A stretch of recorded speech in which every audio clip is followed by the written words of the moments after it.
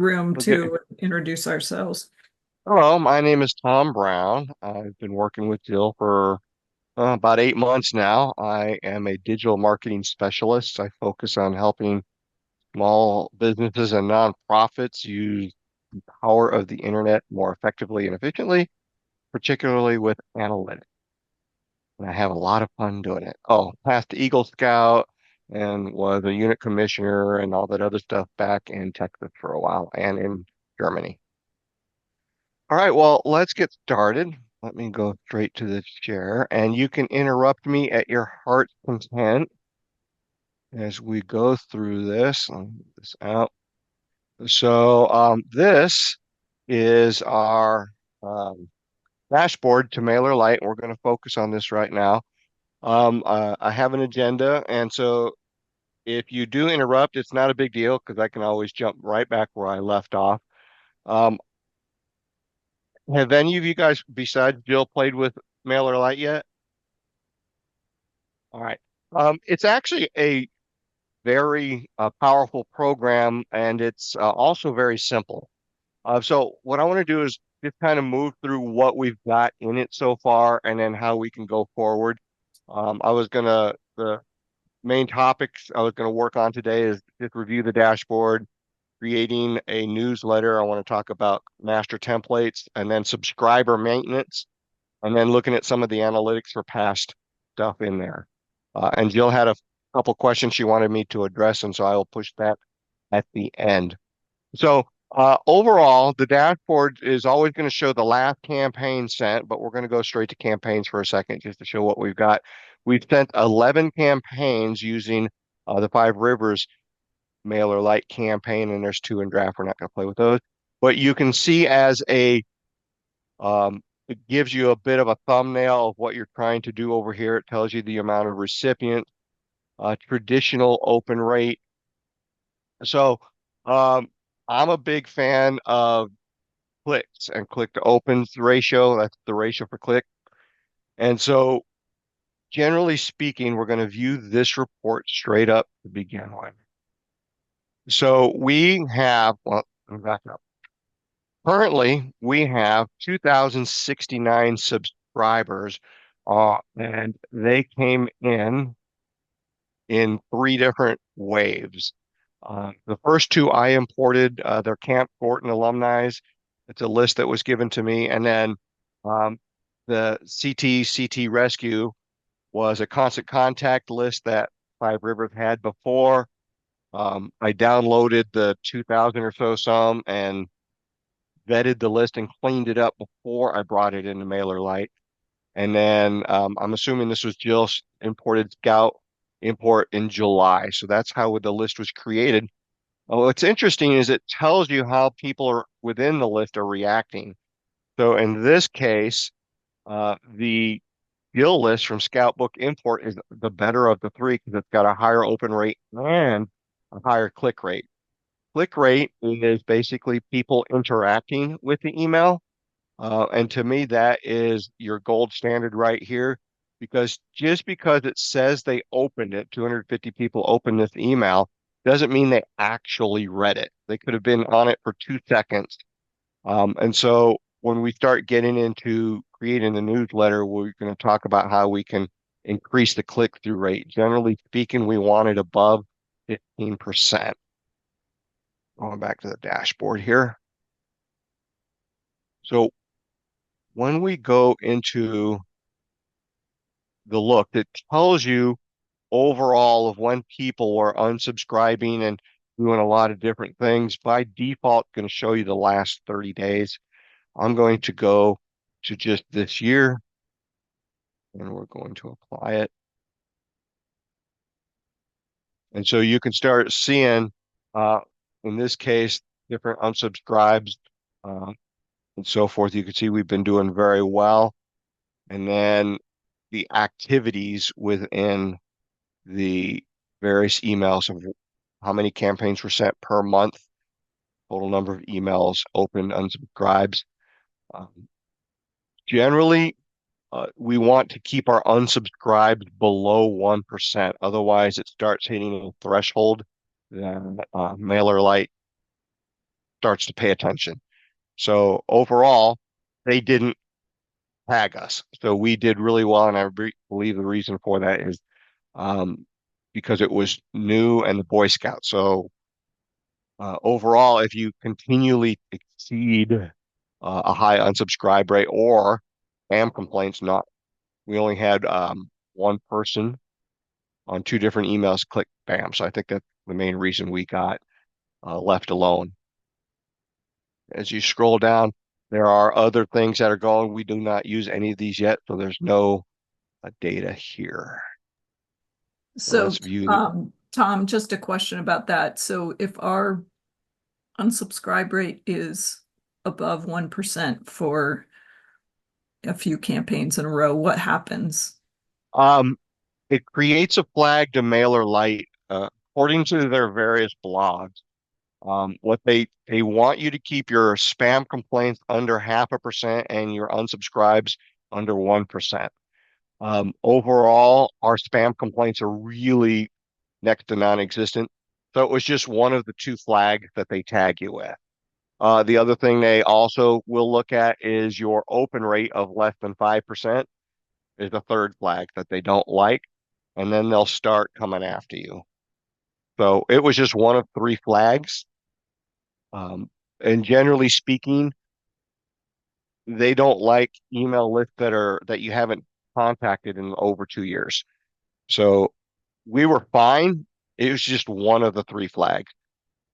When we import the Western New York, depending on how often they've been engaging, I anticipate it being fairly low. And we'll do a very similar to what we did on our last one. Let me go to our campaigns to show Western New York how we resurrected this list. When you are sending emails, it's important, especially when you start changing who they're from, that you do uh, let me put this in here, a reason why they're getting this email. And so this particular blue block has been on the top of the first four emails to let them know um, and encourage them to hit unsubscribe and not the spam. So it worked.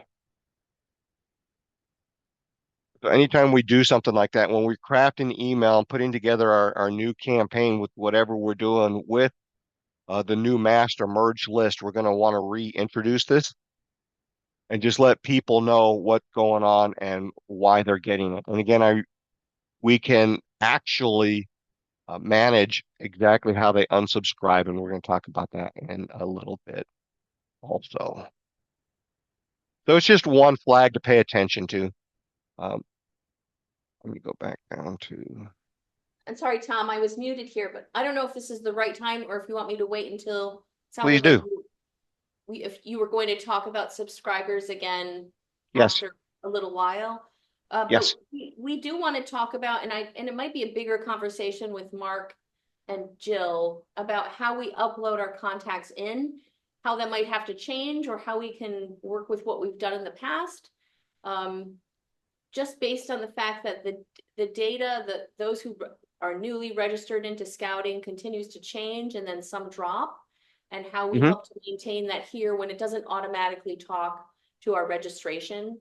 And I'm sure that on their end, like Mark and Jill have uploaded, maybe Mark has used Scoutbook to upload things before. But just how we keep those records, our contacts clean and current. And is there a Right. way to do it without having to run the report quarterly or something like that? Not sure yet. That was actually towards the end, but that was one of the questions Jill wanted me to address was integration or syncing with whatever you guys are using. And so I didn't know the name of the software that you're using. So it's called Scoutbook. So that's one of them that we can pull data from, which is also tied into my scouting. So we can pull one or the other. I think we'd want one. Probably Scoutbook would make the most that we can pull some data from and do an upload into it. I guess the other part of this, and I'm assuming the system's kind of smart enough there, is checking for duplicate emails. So Well, yeah. Mark McGrain's in there from 2 previous uploads, he's not ended up with 3 emails total there that it's going to catch He it. won't. He won't. And yeah, we'll talk about that. That's the way groups are run is one of the ways. And so part of the question I had regarding integration or syncing is it's easier to get it into MailerLite. And it's not a problem with as long as we've trained the people that are reading it. So if they're no longer in scouting, having them hit unsubscribe, and then we'll talk about how we could offboard them is part of our process. As long as they don't hit spam, we're fine. So if somebody, let's say, we start doing our uploads and we're just going to pick on Mark McGrain again because that guy's a jerk. He's part of our uploads every time, but he click, and I'm assuming this is how it works because most do. He selects the unsubscribe. It's going to remember that each time we upload Mark McGrain because he would be part of, let's say we do an update every month Yes. from our data downloads. We go to upload, Mark McGrain's there, but previously he said, I don't want the emails. It's going to remember Mark McGrain didn't want the emails, correct? Correct.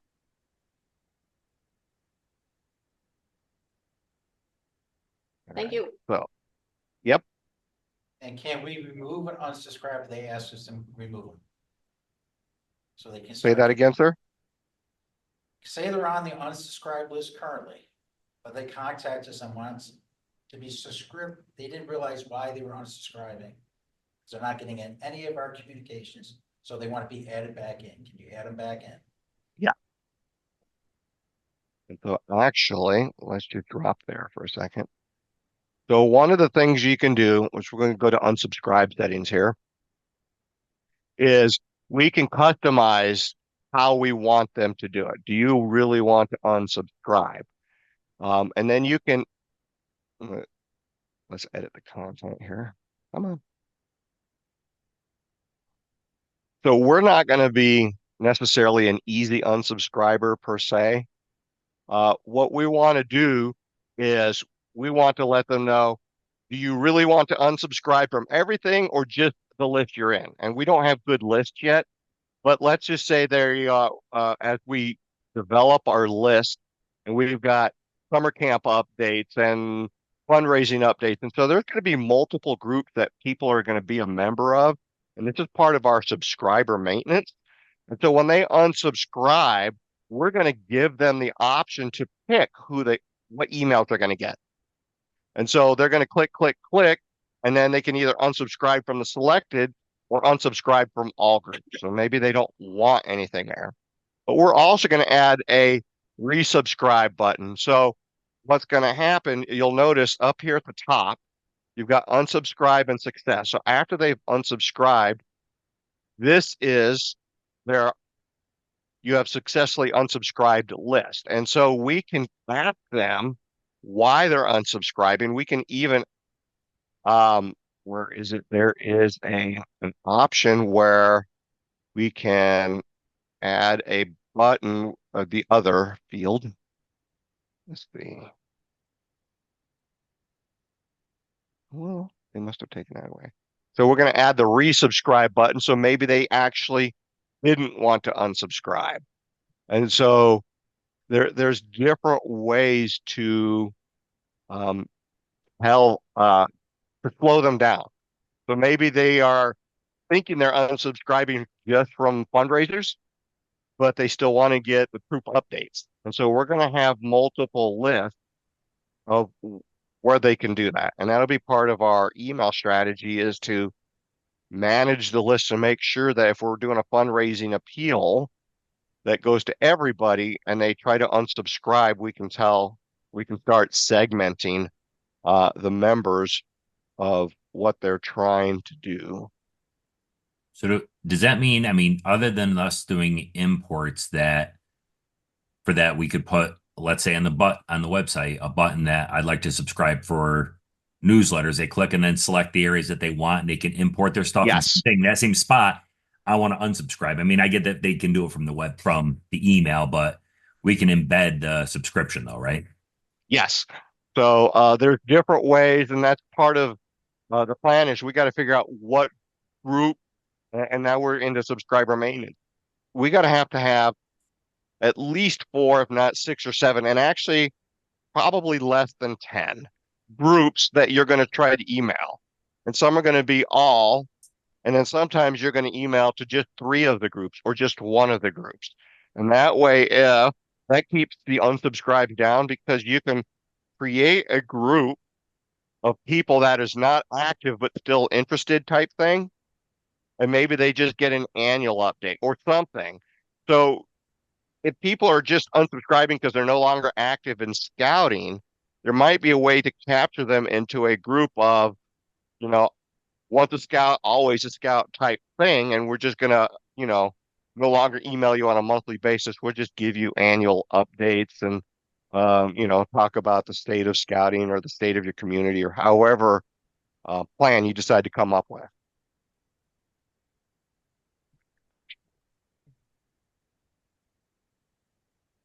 And we're going back to view the report. So the interesting thing about the reports is you can see where they're reading. So you got webmail, desktop, and mobile. Now, Google cheats. So even though I would open the email in my Gmail account, it still targets webmail because they use a cache system.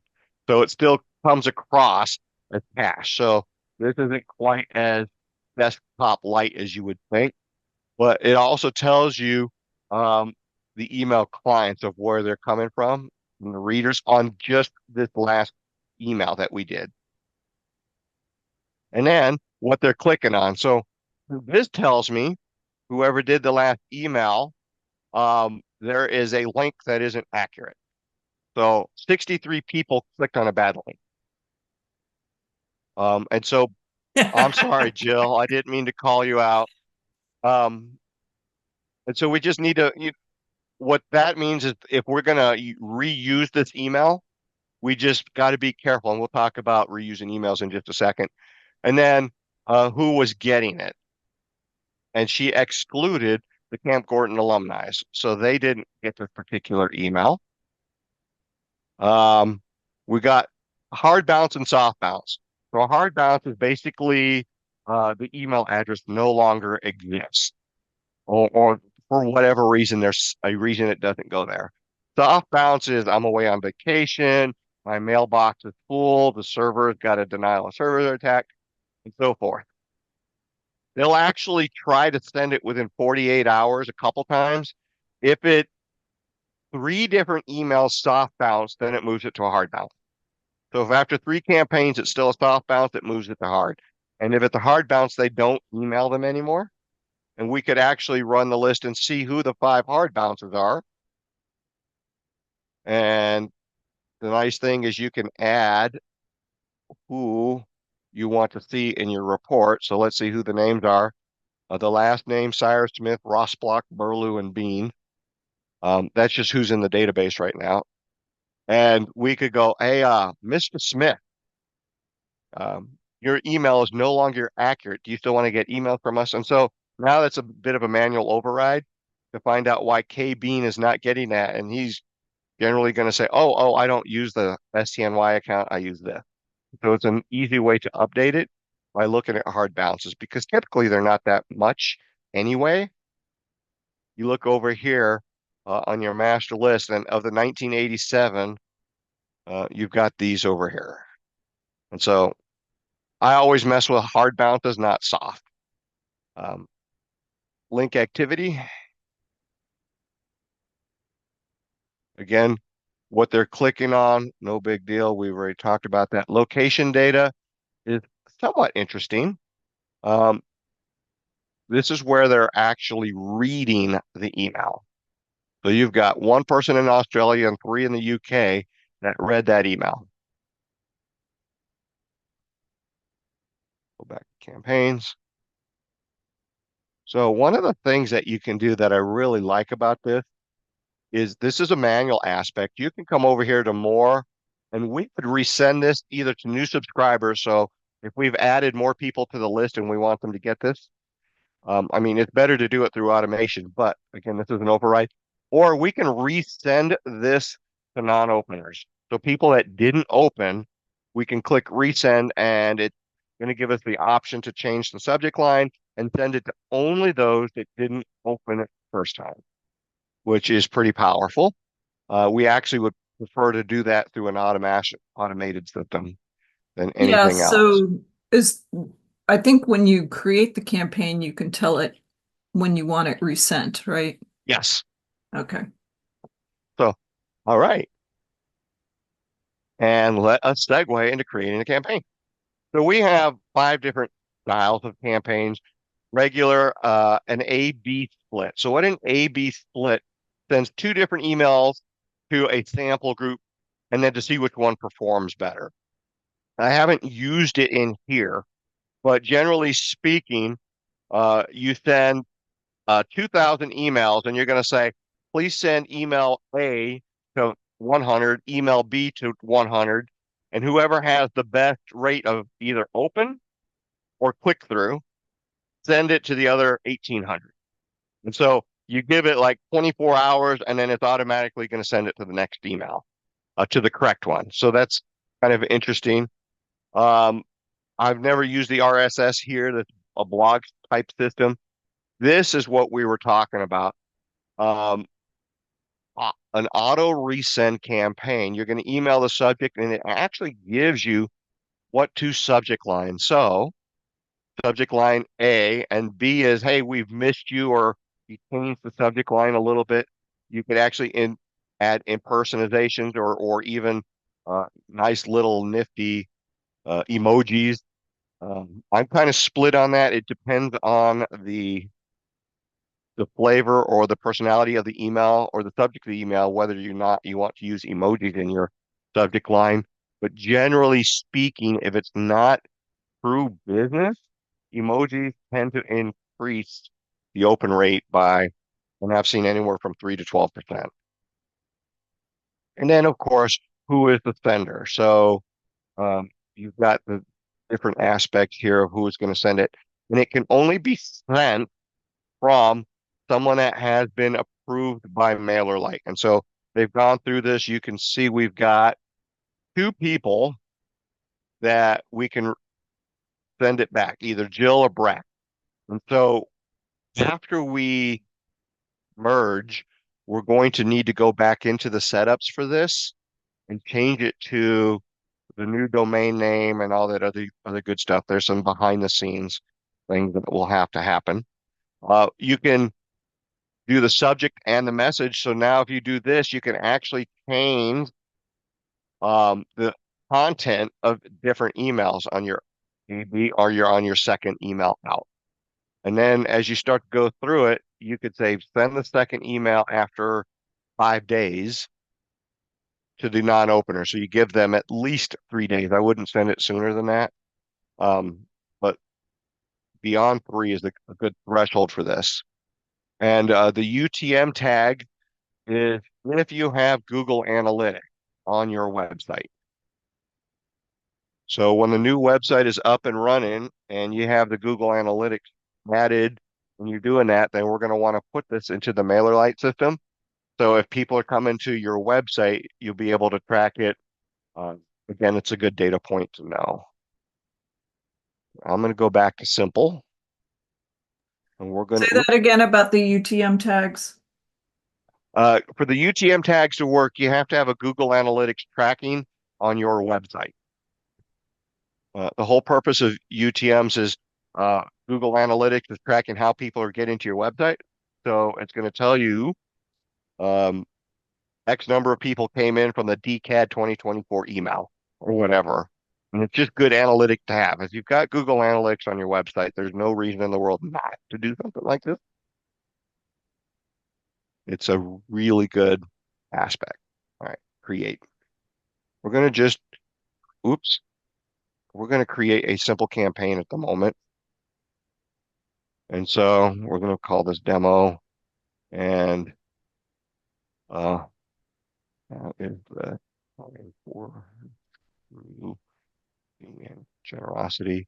Whoops, I'm going to leave it wrong for a second. And then you can go with AI and all of a sudden it can do aspect of it. You've got credits. I'm not going to use your credits over here.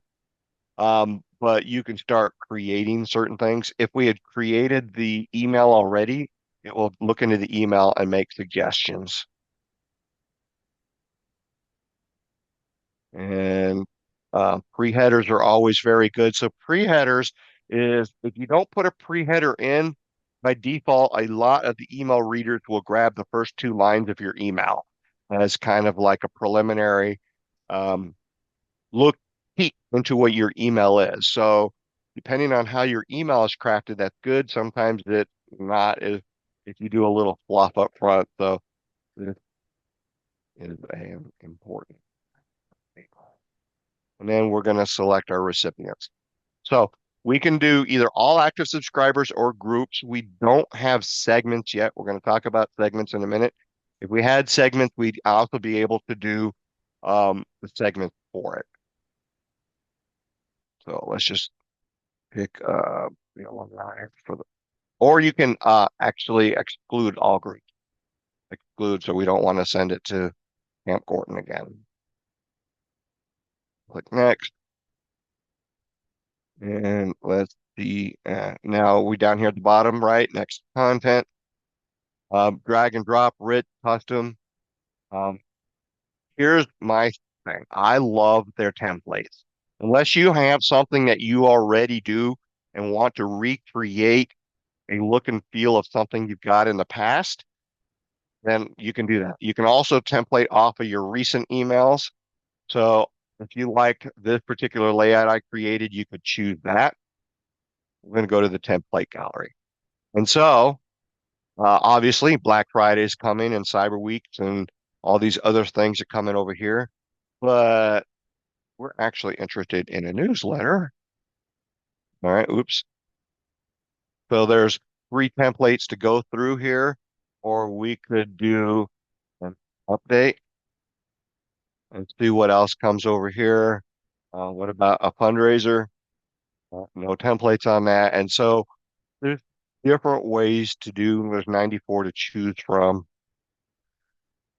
And you just kind of sort of roll until you find something that you like. But we're going to go with uh, a magazine release. Let's go with that. You can preview it and see if this is really what you want to do.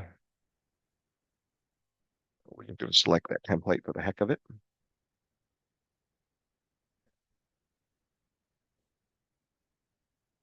And so when you are crafting the new look and feel for the new district, you'll want to take some really extra special time to craft a master template that's basically going to be used anytime you use a all.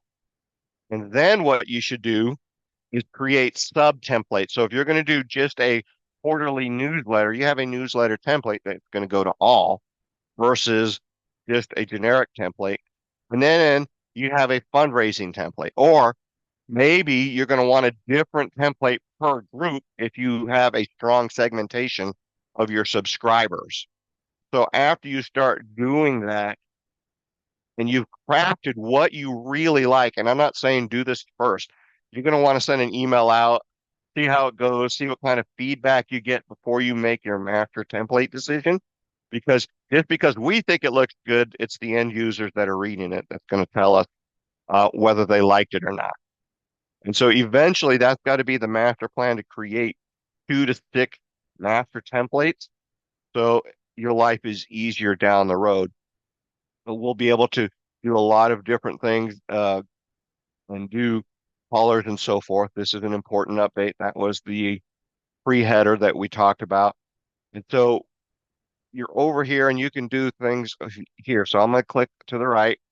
And so we've got our systems over here, and then we can click into it and we can actually change colors. None of this is new to any of you, I'm sure. Fonts, headings, and so forth. The different aspects of what we're trying to do. The really nice thing is it's very plug and play. So you can just bring something in and change it out straight up. So for newsletters, I actually like concept like this, and maybe you would change the background to a little bit of a green and another one of blue, because newsletters, if they're done wrong, tend to be long, long, long. And most are read on a mobile device. And so if they have to scroll 3 times, generally speaking, it's too long. And so there's different ways to design a newsletter that allows people to do, but you could do something like put an image here, a placeholder image, and then whoever, when you have a template, you would actually start changing the name to this. So this would be the main hook. Oops, hook. And so, and then this would be uh, 3 sentences or less, or however we want to do it. So the template user knows what to go where, and we're leading them off as we start going here. Let's see. Uh, One of the other things that I've really liked, let's see, That, where is that it? leading them off, they'd be taking them to a spot of the website or some other spot, right? It's Yes, not like bringing them down farther into a different page of this. correct. Uh, there is a social sharing button, so we can add, here we go. If this is what we want to add to the bottom, come on. And they have different aspects, and there is a way, and I'm trying to find it. I just had it a little bit ago. Add video. Here we go. It should be content.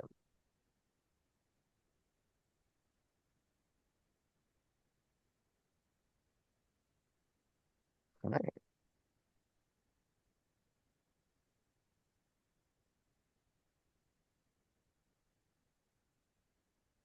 Wow. Oh, surveys are a lot of fun. That countdown I saw, is that a live countdown? So like you Yes. just put in the end date of the event and Yes.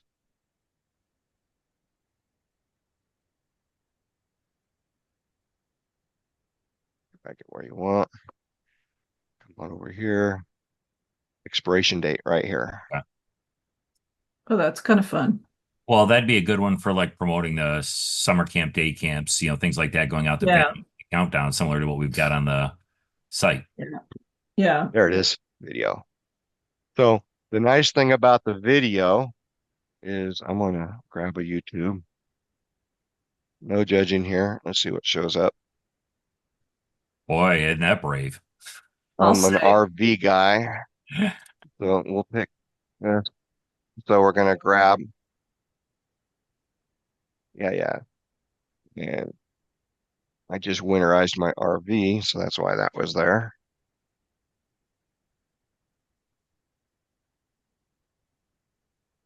In just a minute, it should pull it, and we get a couple choices with the video. Come on. There we go.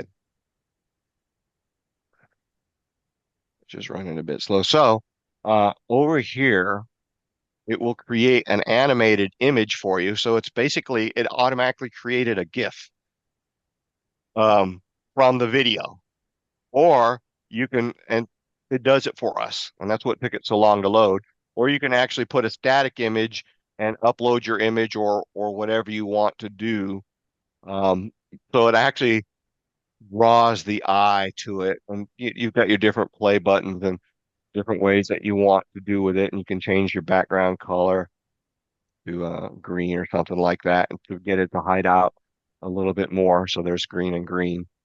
And so it's interesting when you start um, playing with what you're trying to do and how getting people involved with it. So you can easily put the template together, or I'm going to go back because I don't want to get too much into the cut and paste, but it's quite easy to drag anything you want into your video, and then you would just click over here and click on your image, replace the image, and then it would go into our drive of what we've got. And so we haven't uploaded in a lot. So let's insert that. And so now that's part of your content of what you're trying to do. So there's definitely places to play with this. An accordion, I'm not a fan of accordion on emails. Um, Again, I want to keep them short. I don't necessarily want to keep them long. Now, after you've done this, there's a couple very interesting aspect to this. The reverse button, the undo. So the nice thing about this is you don't have to keep click, click, click, click, click. You can undo to, oh, but this was my last successful. I'm going to undo here. So it'll jump you back to um, where I was before. So that video is no longer there anymore because it was within the undo. But I can also redo certain things. So I'm going to redo that one. And so somewhere there's the image. But so you can cut and paste your undo redo.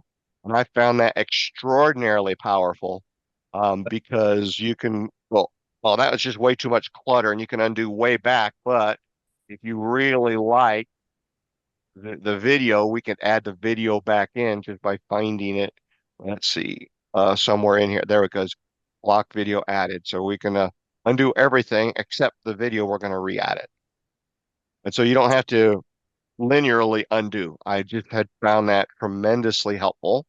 Does undo go for each segment or is it undo from there on? Every time you've done something on this, until we hit save and get out, while I'm actively editing this document, it's going to keep a history and even give you a timestamp of when you were doing things. So every time you move over, it has created an undo spot. It has created an undo spot. But And so it's only undo for that one thing, or it's from that forward. everything. Okay. So No, it's if you still pick, linear. Yeah, it's still linear to a degree, but you can undo everything and then redo something that was 6 stops up. Like we Right. But you're going to redid be, everything. but it's going to be clicking the one undo and that takes out the next 6 things. And then you can go back and Correct. click on the redo of the one that you wanted. Correct. Okay. So I've found that just a wonderful thing. The other thing you want to do is, well, let's see, here's actions. You can save as a template. And this is down the road. Don't do this too early. After you've done what you've done a couple emails out and you really like it, you save it as a template and then go into the template and make it a little bit more generic. And I would help with that. Um, so that when somebody else comes in, you're not looking at a Prover's release. It becomes obviously change this image type thing, and a bad image doesn't go out. The other thing you want to do is you want to go to preview mode.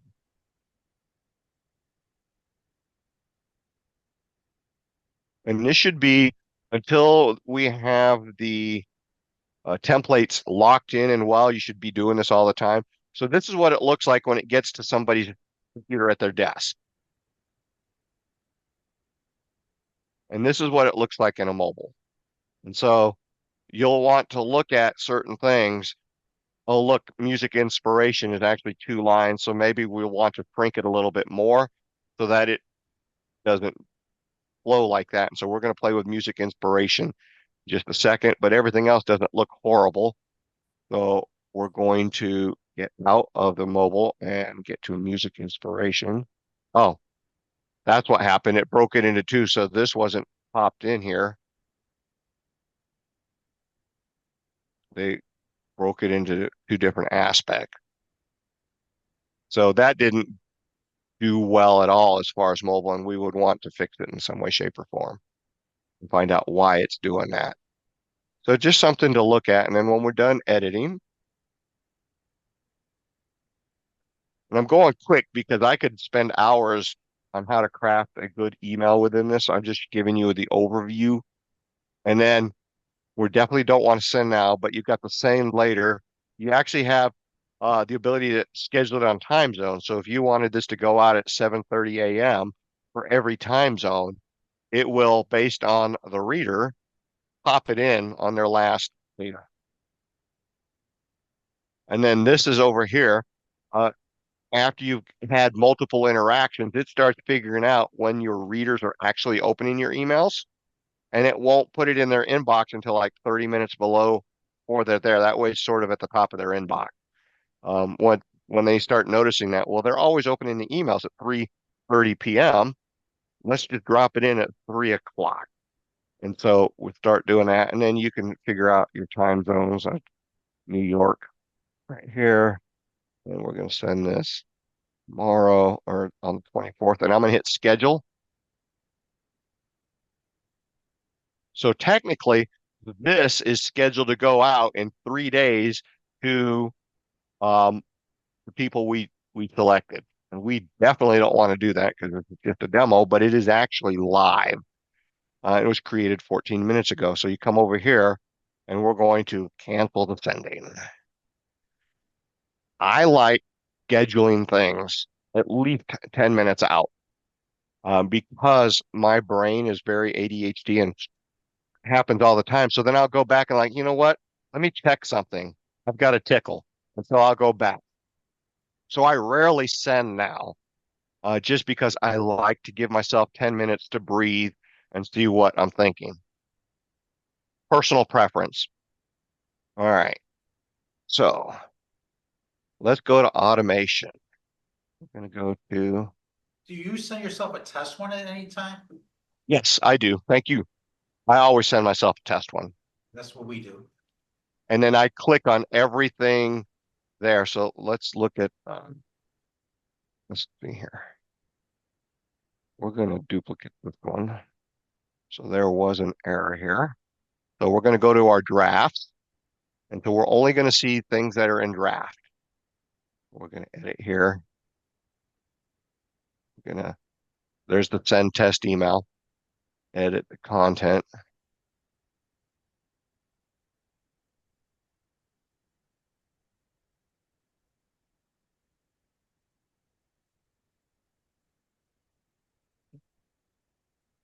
So we're over here. So what I usually do, I'm going to go back and send a test to myself here. Let's see if we can find out where our little accident was.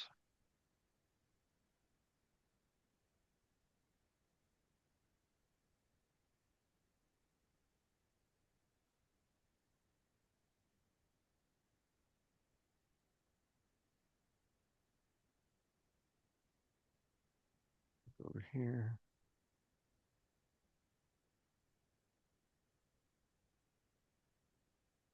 Which, by the way, I really do like the look of that. So here's the, oop, let's try that again. Here's the email that came in. And so, oh,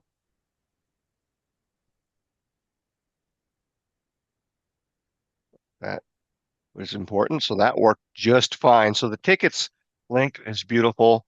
Let's see. That is the mail to, that's fine. That's the telephone number, that's fine. That ticket is that fine. I would suspect just by looking at this that our error probably on the image itself.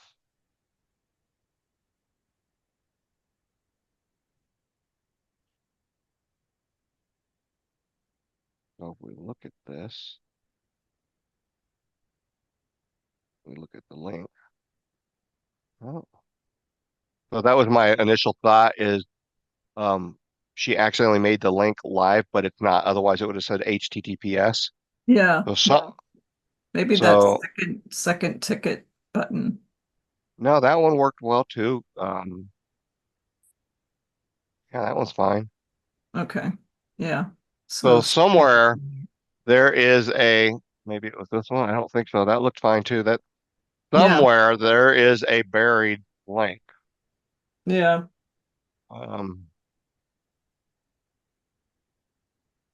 Oh, there it is. Oh, it's the Facebook.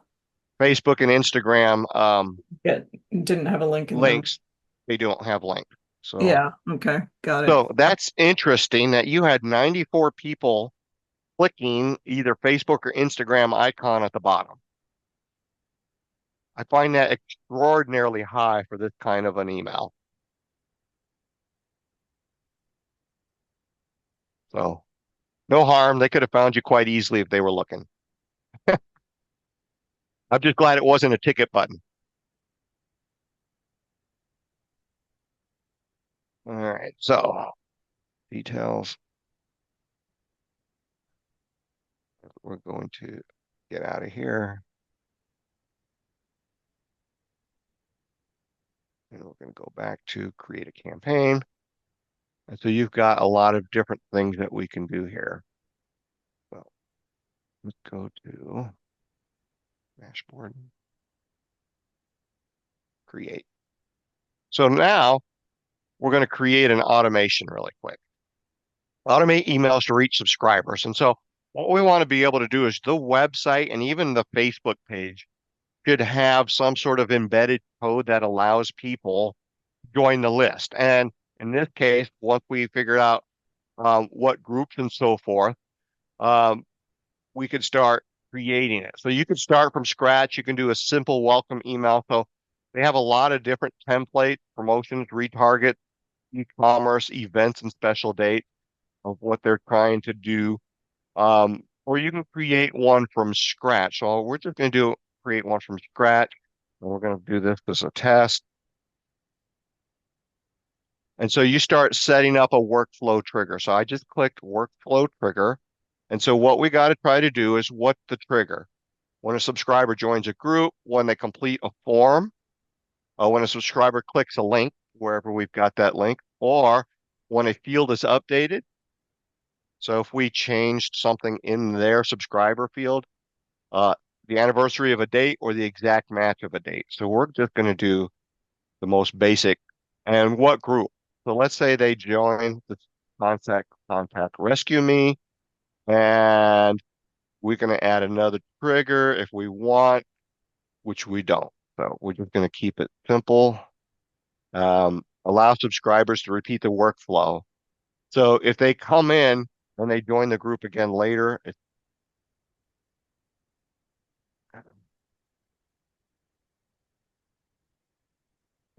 delete that. Okay.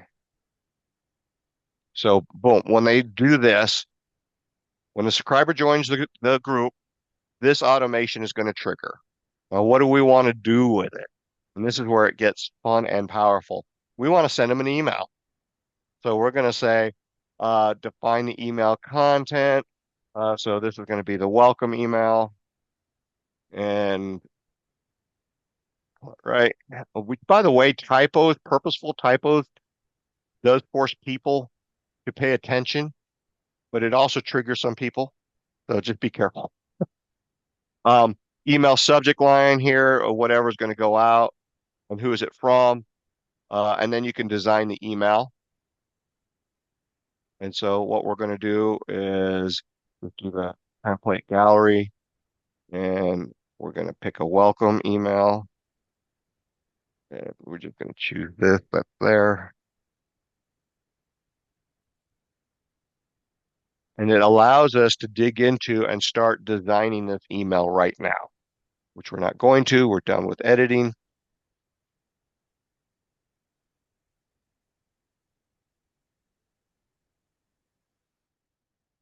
And so the welcome email is there, and we can allow them to do other things. What we want to do is maybe we want to delay. We're going to set the delay for 4 days. But you have minutes, hours, days, weeks, months, specified time, day of the week, next Wednesday, a specific day of the year. So maybe you're working on a campaign for Christmas or something like that. You can start doing that. But we're going to say after 4 days, we want something else to happen. But now we're going to do a condition. So define the condition. Any rule, campaign activity, what?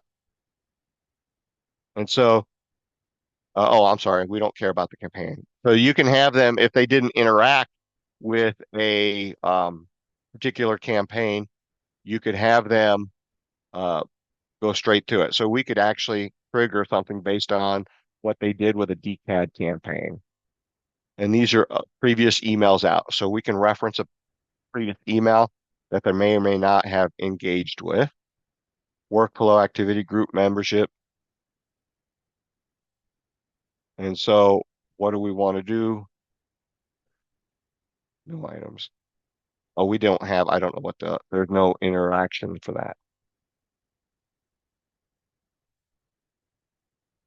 And so can they come in or not? And so you can start defining the various conditions. But there is.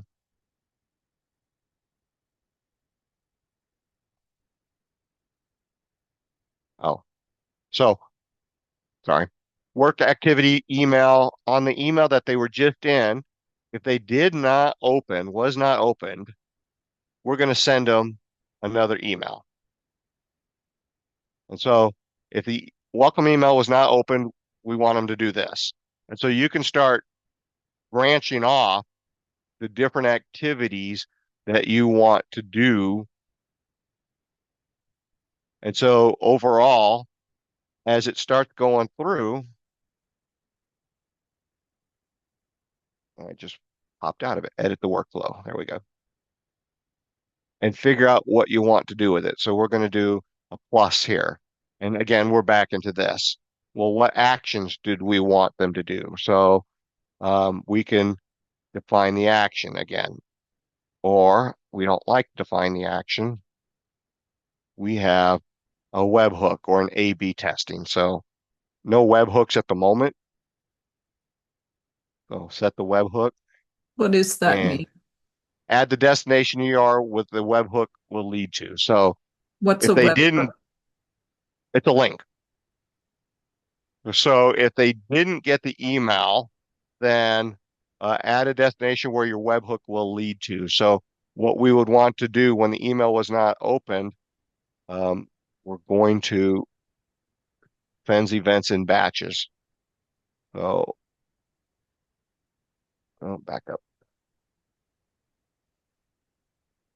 The webhook is basically if the email was not open, they are going to have a link to a website, but it has to be interactive. You can't send somebody there because you can see you have to validate the webhook, and there's a lot of coding behind it. Yeah, I'm Um, just, this is kind of confusing. So, so the webhook wouldn't be here, it would be straight in here.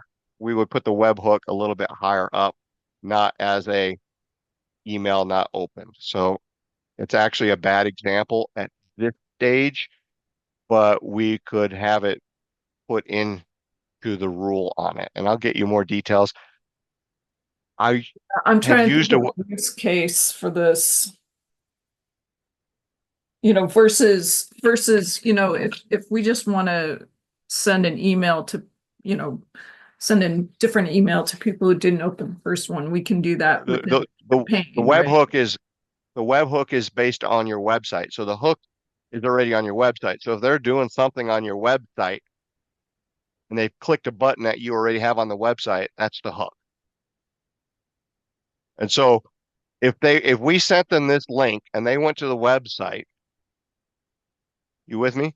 So they're on the welcome email, there's a link that said, please do something here. And they click on that and they do it, you now have a web hook, whether or not that they did it. So you could say, did this person click to the website and click the button or not?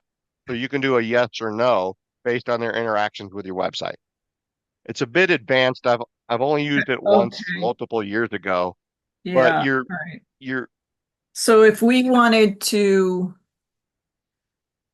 let me see if I've got this right. So say we want people to register for an event, and yep. so our email sends them to the event registration page, and if they actually do register, we would be And, able to get a webhook associated with that registration yes, and then do something with it and then do or something. not. So did they click it or did they not? And Yeah. so that's an interaction to the website. Mm-hmm. I got it. Okay. And so we can put a lot of these in, and you can actually um do up to 100 different apps. And there's a lot of things that you can do. So I'm going to define an action here. You can move somebody to a group. So if they didn't open, welcome was not opened, what do you want to do with them? So Mm, maybe you move them to another group, yeah. or versus copy. So remember, if you move them to another group, you're actually taking them out of one group and moving them to another. Yeah. So you can use this emails to manage and update your group. Yeah. You can mark as unsubscribed or anything other else, or you can copy to a new group. So maybe they're doing something like this, and you're like, ooh, ooh, ooh, this person also needs to be in that group. Yeah. Got it. So when you start doing this, you can do up to 100 steps. And for whatever reason, if you ever need more than 100 steps, you crazy lady, then Yeah. you would want to basically chain link them. You would have one automation trigger a second automation. Sure. Got it. Um, you weren't offended by the crazy lady thing, were you? No. Um, and so the automations, you can create multiple ones. Right. So let's go back to dashboard. And when you have the different creations, you can create a site. This is a landing page. And so if you want to have, let's say you did not have a registration page, you could have a landing page. So it creates a specific website. Um, Forms are also important, and I think you should have them on your website as well as create something within Facebook where people can register. So you have three different kinds of forms over here, and you can do pop-ups and different things. I'm not going to dig into that today, but just know that once we get MailerLite configured the way we want, this should be added to the website. So if we know what group, then we're trying to tell people, hey, come sign up to be communicated with. We want to give them multiple choices of communication. Make them do the work and not us.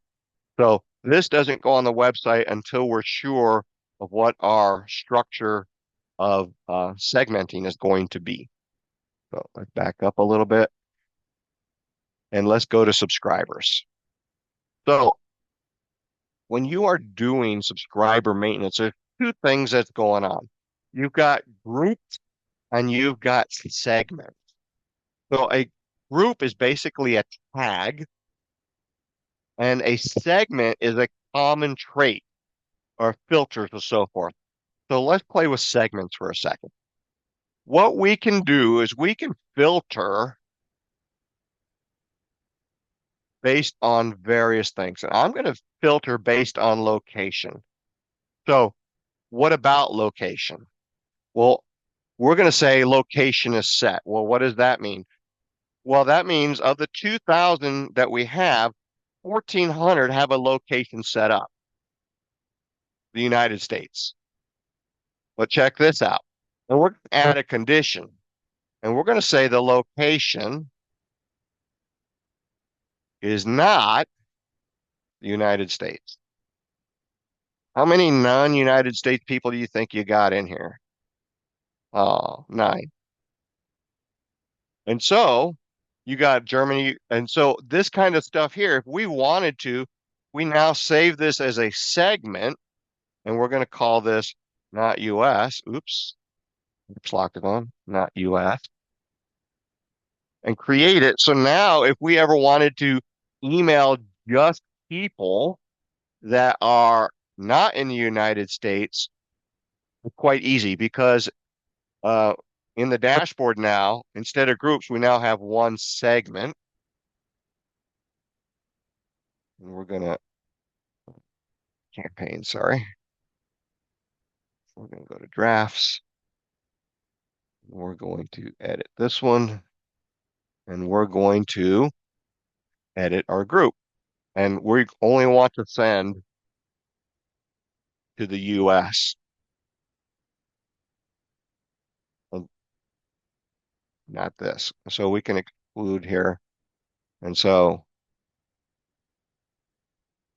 we can send to just that segment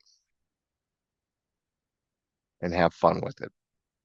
So the nice thing is with the segments, you have the ability to start figuring out what people are doing with the list and oops, start to figure out what kind of people you've got. So with the segments, you have master lists and you can start looking at different ways. You still have almost a 50% open rate to our non-US friends and a fairly high click rate, all things considered everything that we looked at overall was below 3% or 4%. So, So one question about that location, is that based on where the email is opened? no, it was something we put in. So when we imported it, that was put in there. Okay. And so we can filter by a lot of different aspects. So we can filter time inactive. So have not opened or clicked an email in the last 30 days. We're now down to 2002. Okay, haven't done it in the last 60 days. And so if they haven't done it in the last 120 days, you might consider them inactive and target them with a different email. Because whatever emails we sent in the last 120 days, these 795 people did not open it.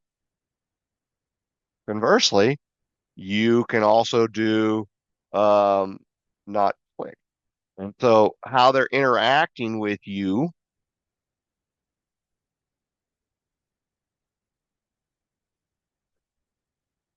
emails clicked is less than 1.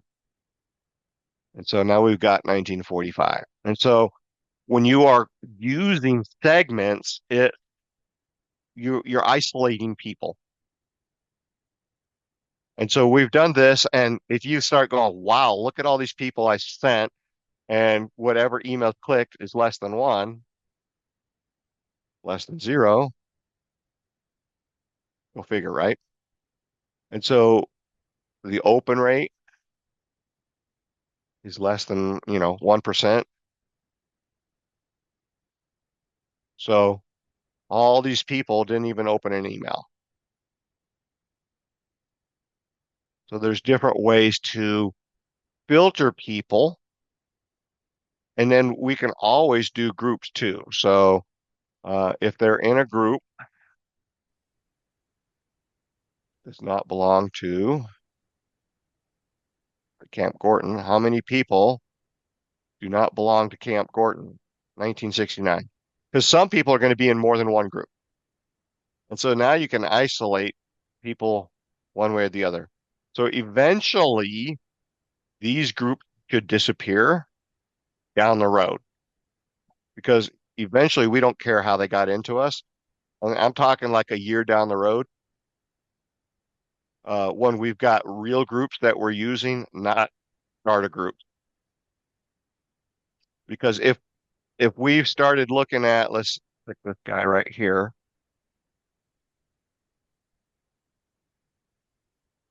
He's got 3 emails sent. He's opened them all. So he's a power user. Dun dun dun. And so it tells us how we got to them. We imported them. There's no other way for us right now because we don't have subscribe buttons or anything yet for us. And what dates he came in, he didn't opt in into anything. What's his email address? Oh, look, this is the group he came in, but we don't care down the road. He could be in more than one group. And so this is where the boogeyman comes in, because now we can look at everything Carl's ever done with us. He clicked on a bad link here. So let's stop poking that bear. And he campaign email was sent. He opened the email. He clicked on it. He clicked on unsubscribe, breaking news, Five Rivers in your email.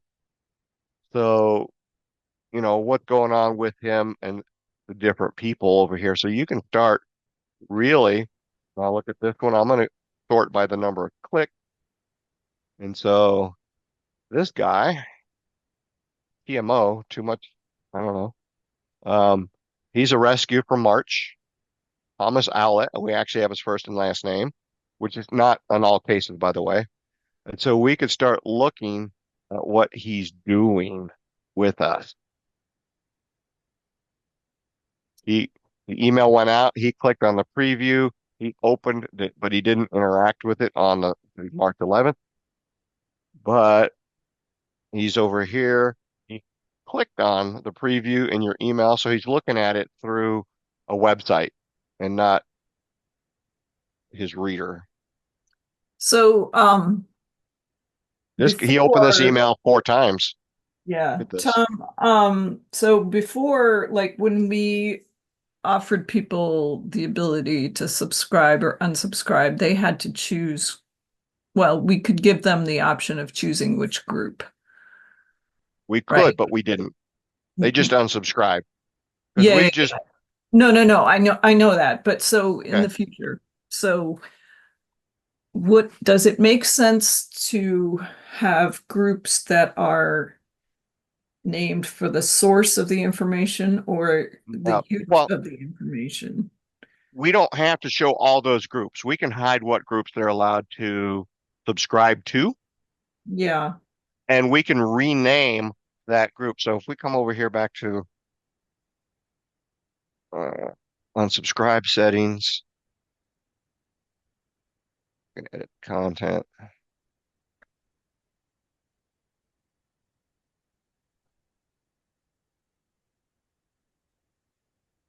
So we can actually rename this and just put here. but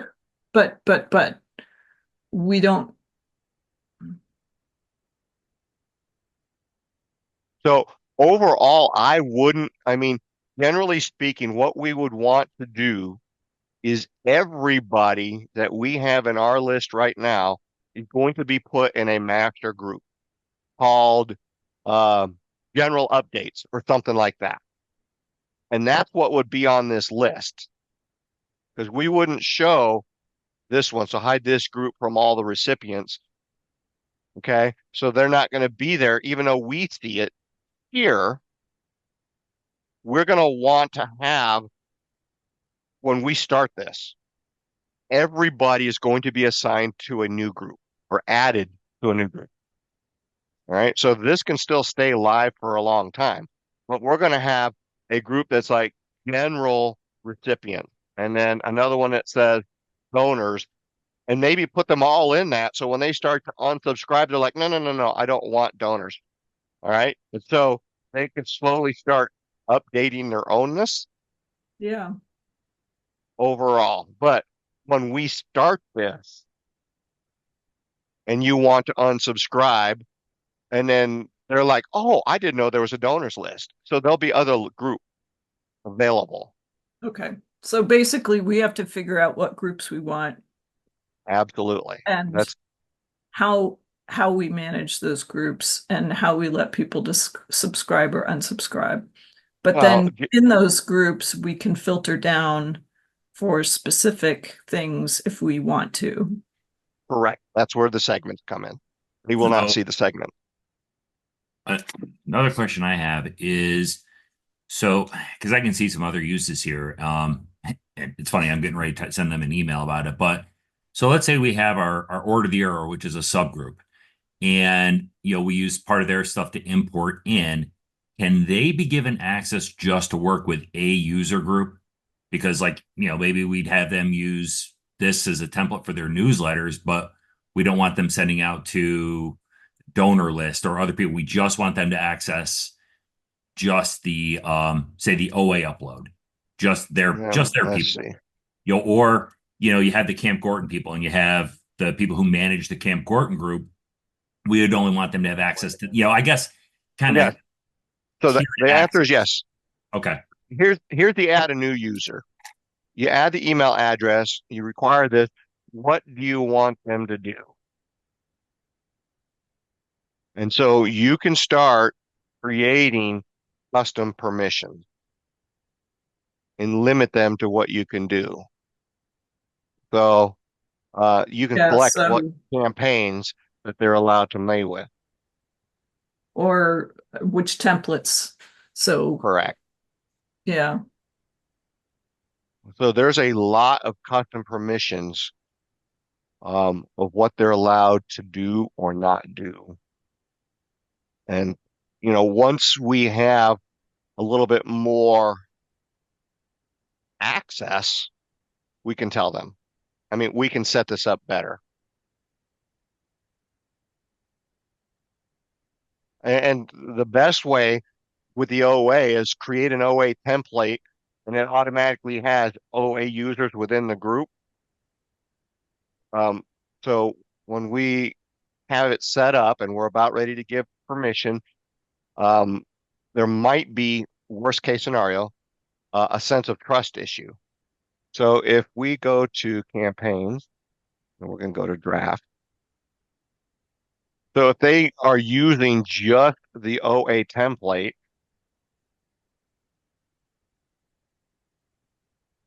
it's already going to have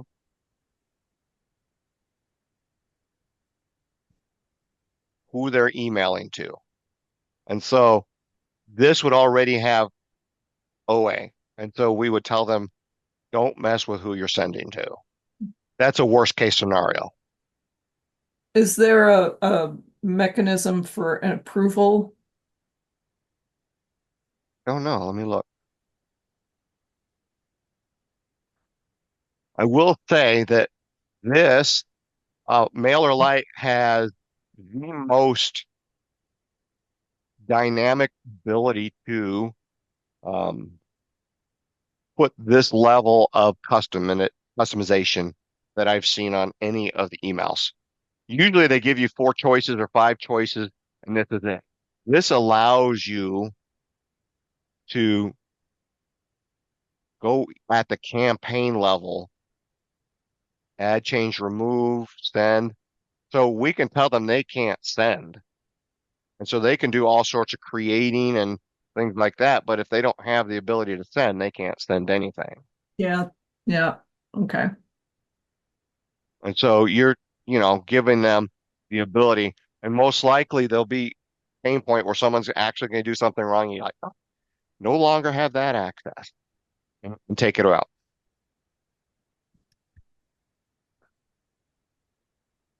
All right, let's see. So that is subscriber maintenance. And we talked about the reports already. The other thing, as far as synchronization, I need to know what software you guys are using. I don't see a reason why MailerLite needs to push into you guys, into your scouting system. But I need to know what your scouting system is, because I use something called where is it? Zapier. Any of you familiar with Zapier? The Zapier is a very high level software that allows cross integrations. Hold on. Let me just back up and just explore the app. And so they have over 7,000 apps where it would talk with Google Sheets, and if something happens to Google Sheets, it will interact with the other app. And so there's ways to go one way or the other and talk to each other. And so Zapier is a third-party trigger system.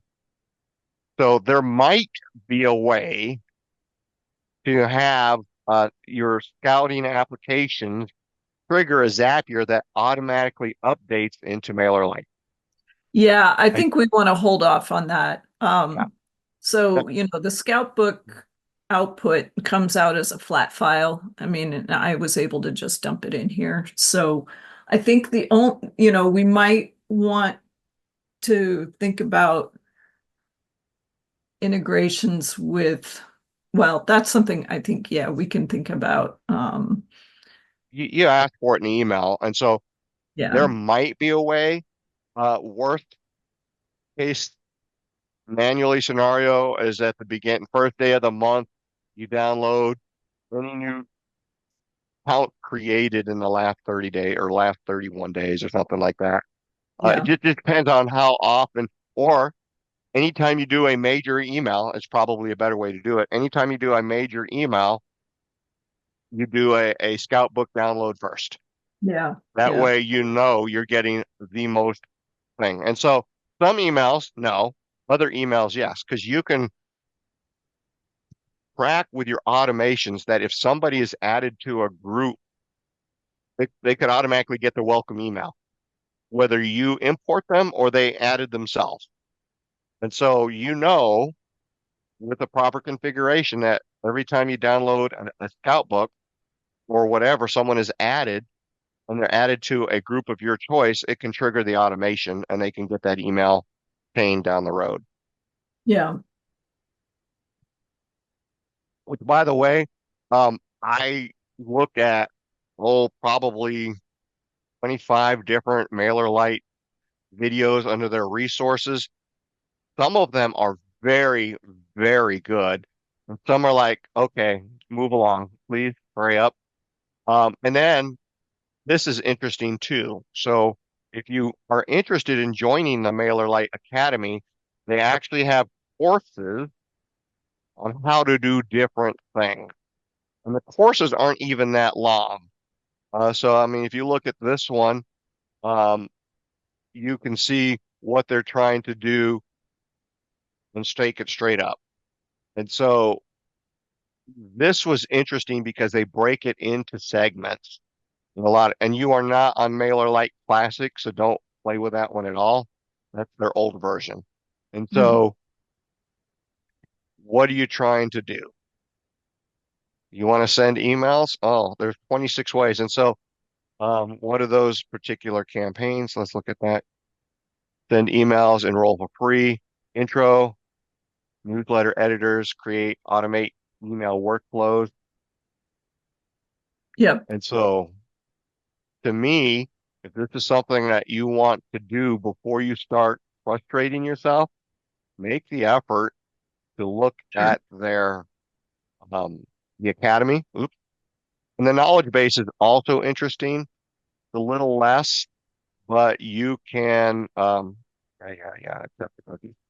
Uh, look at certain how to create a scheduled campaign and so forth. Yep. A lot of them, there are some videos over there. They do have a YouTube channel that's quite interesting too. There's one person that just owns a little bit, but Okay. and then the last thing is your file manager. So to me, I always like if I'm going to share PDF or anything like that, I upload them here Hmm. versus uploading them in the Scout book or your website, just because I like the control. Because sometimes other people can break a link by accident. Here, the link doesn't get broken, or maybe they change a web page. So if you're going to do PDF, I tend to prefer to put them in here with uh, your own control on it. Anything else. And then, of course, you can get rid of things like this. So we're going to delete those three things since you have no desire to learn about RV winterization, Yep. and it's no longer there. And then Yep. eventually you can clean things up. Like Right. there's two different versions here. And so the Google Drive, you just basically click that and can log into the Google Yep. Drive that you want to upload from. Okay. Yep. And obviously we don't have any templates yet. Right. And then integrations, there's interesting stuff, APIs. Again, there's the webhooks, interacting, creating stronger. The internet is basically your website create the trigger. That's what a Yep. webhook is. And I'm sorry I didn't get that earlier. WooCommerce. So a lot of commerce. There's the Zapier, Canva.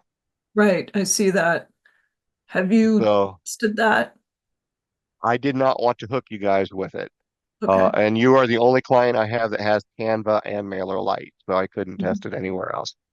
Okay. Facebook, WordPress, Stripe, and then you can look at all the integrations. So, I mean, they don't have 7,000, but they have more than a few, Yeah. 22 WordPress ones. So with Facebook, Free. What are their Facebook?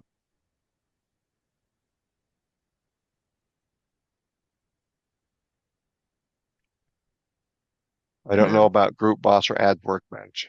yeah, but What is this? audiences, This is new is for the new MailerLite. In other words, not classic. You guys are on the new, right? and then it walks you through it. So Okay. All that right. might be something to play with. Only available. Oh, you have an advanced plan. So Right. certain things they don't allow on the free plans. It's Yeah. not your problem. All right. What you got? That's 90 minutes. Not bad. Mark had to leave to pick up his kids, but right. so You, any questions for Yeah, Tom? I got one oh, question. yep, That 8,000 subscribers, we move up to 8,000 subscribers. yep. Is that a single subscriber in many groups, or do they get counted in each group they're in? Subscriber's unique email address. Okay, so That's it. so we could have like 10 lists that have the same subscriber in all the lists, correct? Correct. Because we have currently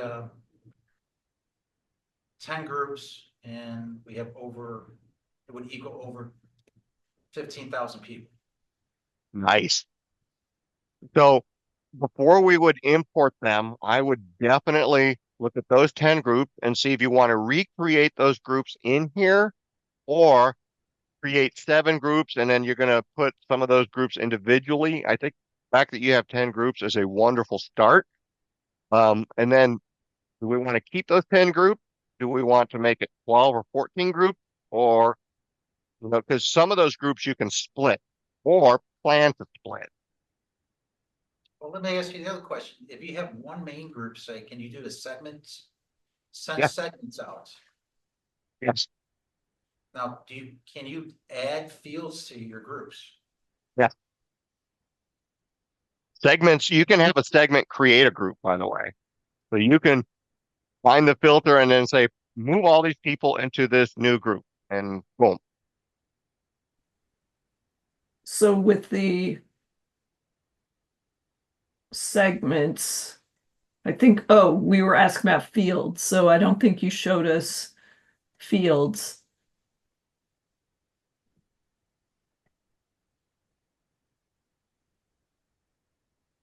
Can we add fields? Yes. Create a field name, field type, number, data, date. Okay, so if we used, These are your current ones. yeah. So if we, I'm trying to think how we would manage this versus just having groups. So if we say we have a newsletter group, a donor group, and a volunteers group, Mm-hmm.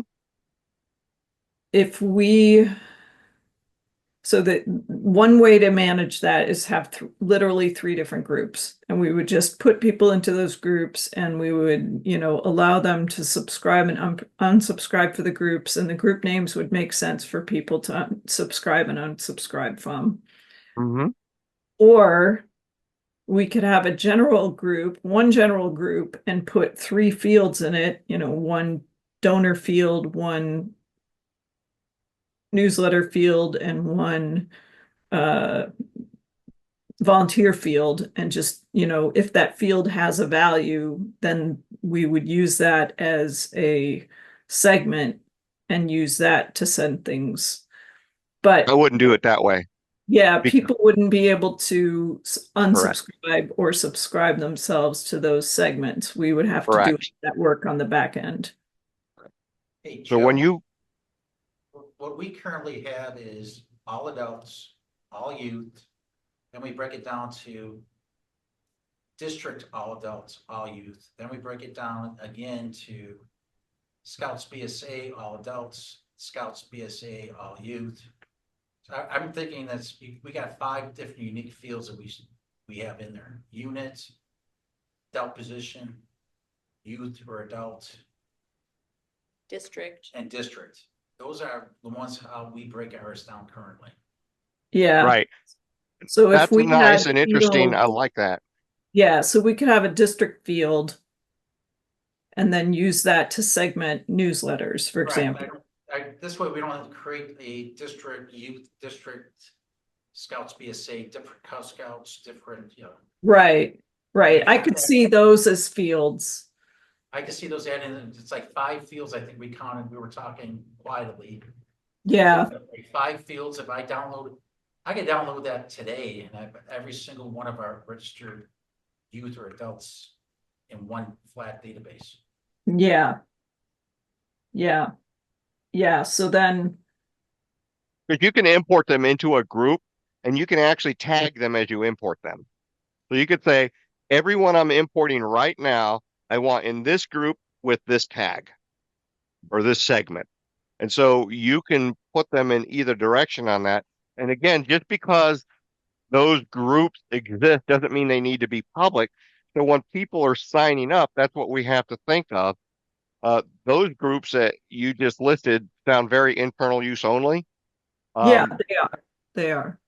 and so we would want to create, okay, by the way, I love those, but what public facing groups do we want to have that people would be interested in signing up for? You know, merit badge counselors would be a group. Um, again, there's not a limit to the number of groups that someone can belong to. And they can unsubscribe from one group and still be a member of the other group. So that's the big advantage to using groups this way is it allows them to not accidentally unsubscribe from everything.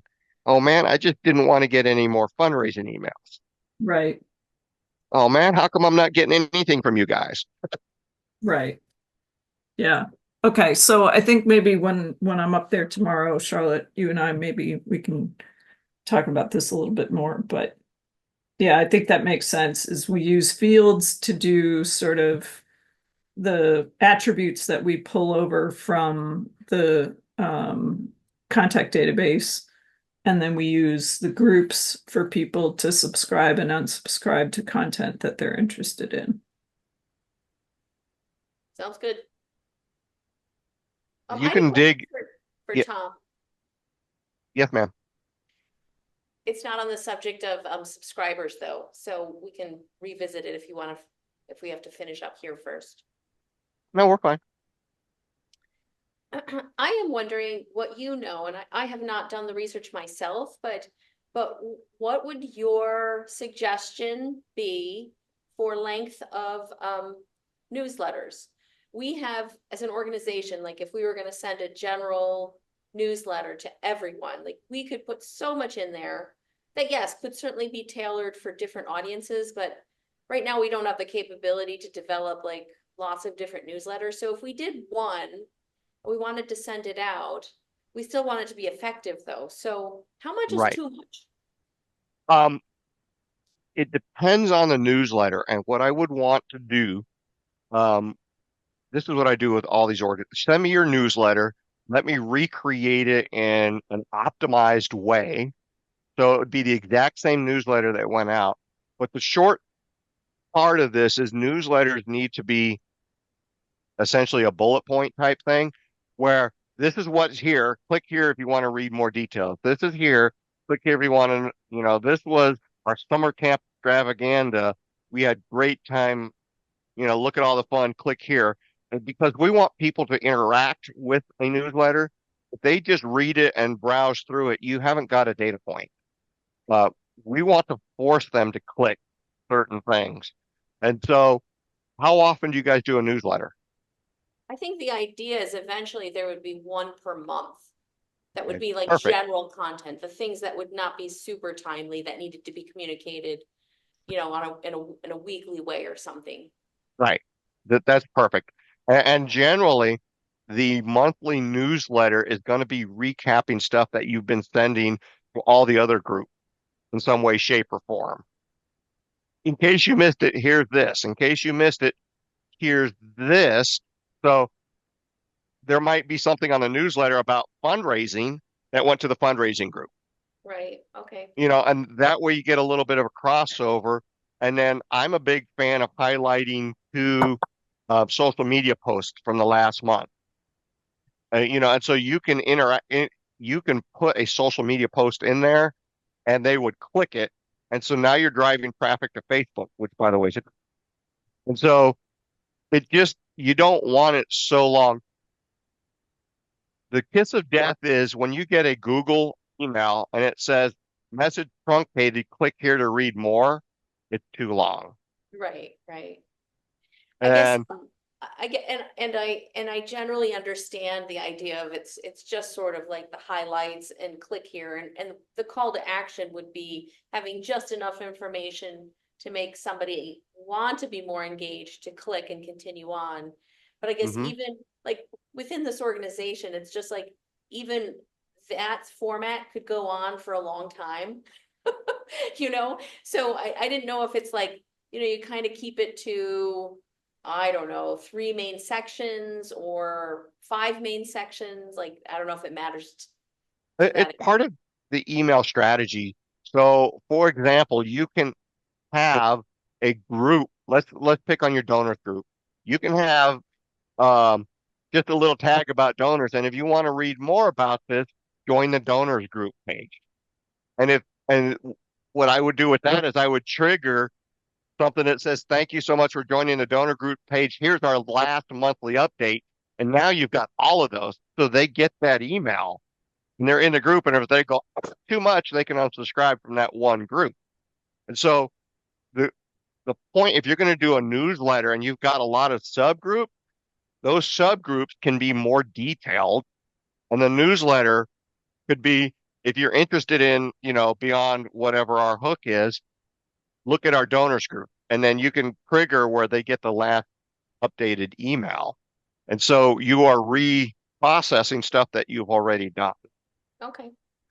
I've liked that because that's where all the details are. And people, and you can even say, hey, we raised, you know, $1.2 million. Click here to see how we did it. And so you're tricking them, per se, into getting into the donors list. And that last major email that went out to the donors list details that with more. And oh, by the way, here's some other stuff. Right, So okay. there's different ways to cross-pollinate people. But yeah, you don't want it too long. And by the way, the word newsletter is the kiss of death. So we would want to uh, call it something. Do you have a name for your newsletter? No. We need to come up with a name for it, like the Barnacle Bill update or something like that. The, over the waterfalls. Yeah, something. You need to Behind name the the falls. newsletter with. Yeah, the barrel. Yeah, behind the falls. Yeah, something like that. I mean, and you can even actually, that's a good engagement tactic. It's, we've got our newsletter and we're going to name it. So let's have a naming contest. And so you're creating engagement, particularly with Facebook, but you're still getting people to email and go to this page and submit your thing. What's your email address? What's your suggestion? That kind of thing, kind of like a survey. But yeah, don't have it newsletter. This is one thing I forgot to show you guys earlier. The stats of the subscribers. Oh, this is your entire list where you can look at it in the subgroups. And so we could look at just the rescue and look at the stats, but I like the Let's just look at all subscribers. And this is what I'm saying. Your average click rate for the entire group was 1.88, but your European people were 3.75. So it's a higher engagement. Go figure, just something anomalous. And you can see this is your list growth. July, we imported somebody. And then the top domains. So most people, 40% have a Gmail account. Not that it, and then you've got 30% of people that just haven't read anything yet. Read never. And so it's just interesting to see what your list health is more than anything else. Yeah. This is a stupid number.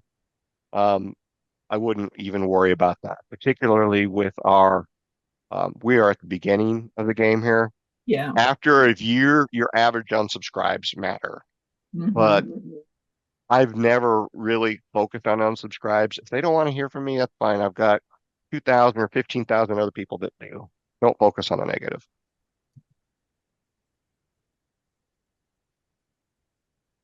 Okay. Anything else, Miss Charlotte? No, Tom, that was it. Thank you. Bob? Nothing. Okay.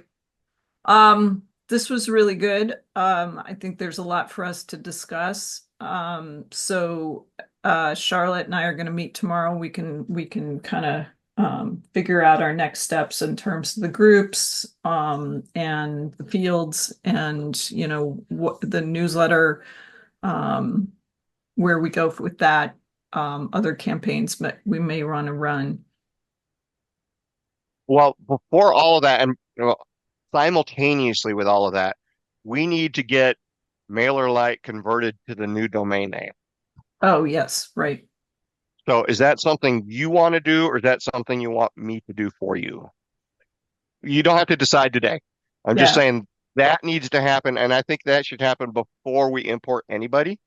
Is let's get that foundation resettled where it's supposed to be, and then make sure all of it's there, and then we can move forward from that. Yeah, I think Bob, maybe we can touch base on that tomorrow too. Yeah, and again, there's ways if that's something your IT guys want to do. There are plenty of videos within MailerLite on how to set up or transition. So you don't necessarily need me, and they may want to do it to learn the process. Right. But there's DMARC records and things like that that will have to be updated. And typically, IT guys don't like consultants like me digging into their DNS files. Can't blame them. Fair enough.